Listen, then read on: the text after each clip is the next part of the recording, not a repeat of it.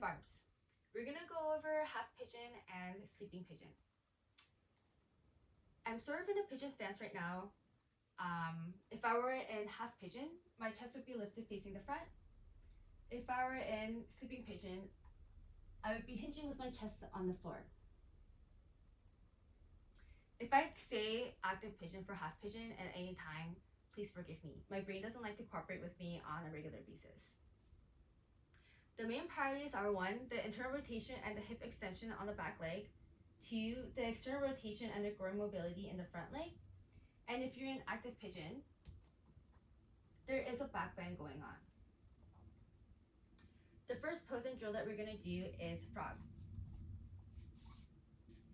It might be helpful to do this on a hard surface with a towel underneath or something soft for your knees rather than a grippy mat like me.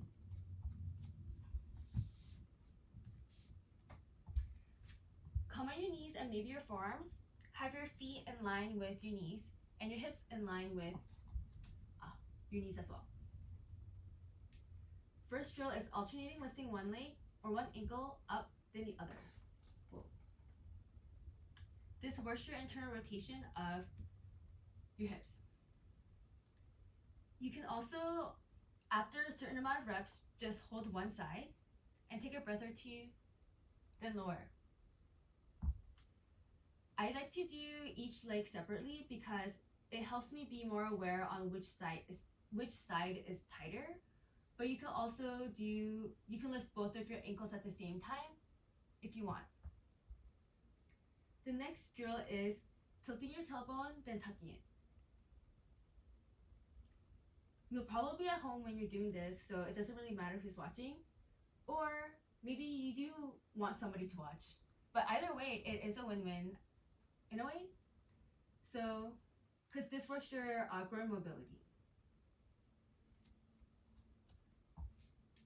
The second drill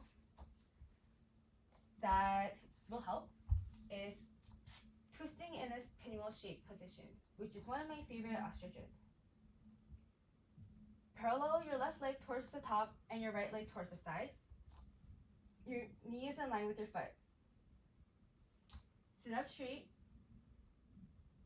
Then exhale, twist to the left. Rotate your right femur towards the midline to work the internal rotation of your right leg. Then if this is comfortable, you can lower down onto your elbow. By lowering down, you start to work on your spinal twist and also your hip extension. And then if this is comfortable, you can even face the back of your mat. Although this is not a back bend, it's actually helpful to work on your spinal twist to work on a back bend.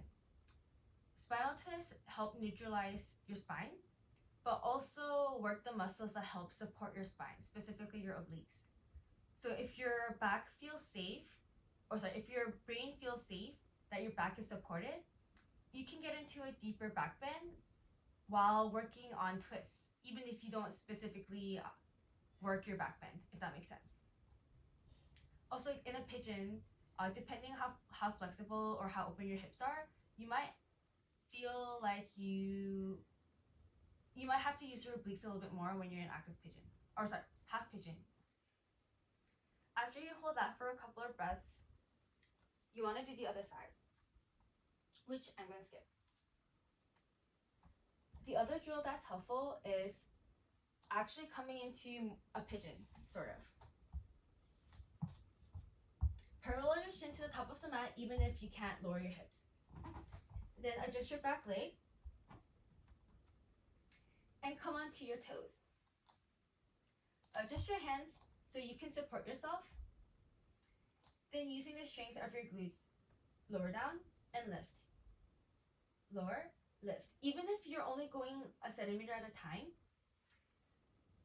you're engaging your muscles to get to a deeper range of mobility. So eventually you can work your hips onto the mat. Make sure that your foot is in line with your hips though, your left foot. Then once you do that on both sides, you can lower down into a pigeon. Your left leg is behind your hip and not splaying out to the side.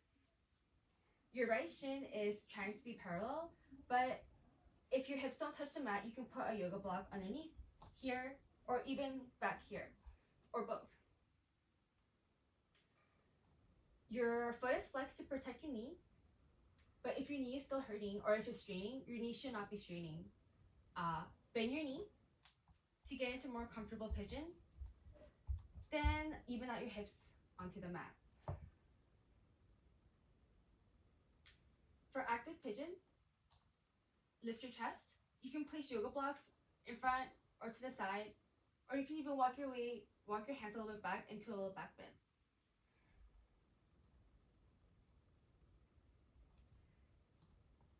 Also, your front leg, you want to try to have your knee a little bit past your wrist, regardless of how much you're bending in the front leg. If you're really flexible, you can actually, I've seen people have their foot towards the midline, so their knee is way out here, but at least try to get it behind your wrist or slightly past.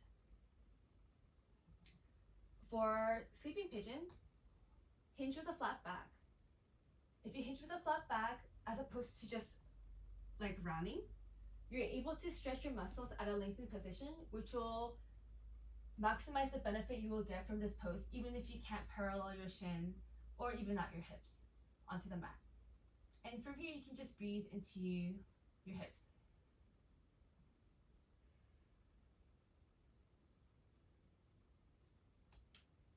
If you can get into some version of a pigeon, another drill you can do is using your arm and your hand of the back leg to hold your foot in place while you're in sleeping pigeon. When you're in sleeping pigeon, sometimes there's a tendency for your heel to get closer towards your midline, because that's obviously more comfortable for your not obviously, but for most people that's more comfortable for their hips.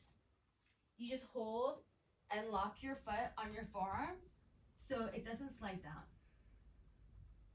And after a couple of breaths, you can maybe start to inch your foot a little bit closer so your shin is becoming more and more parallel to the top of the mat.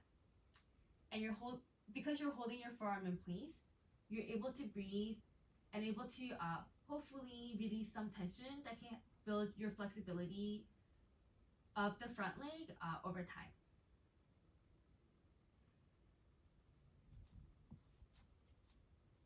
So that was it for half pigeon and sleeping pigeon.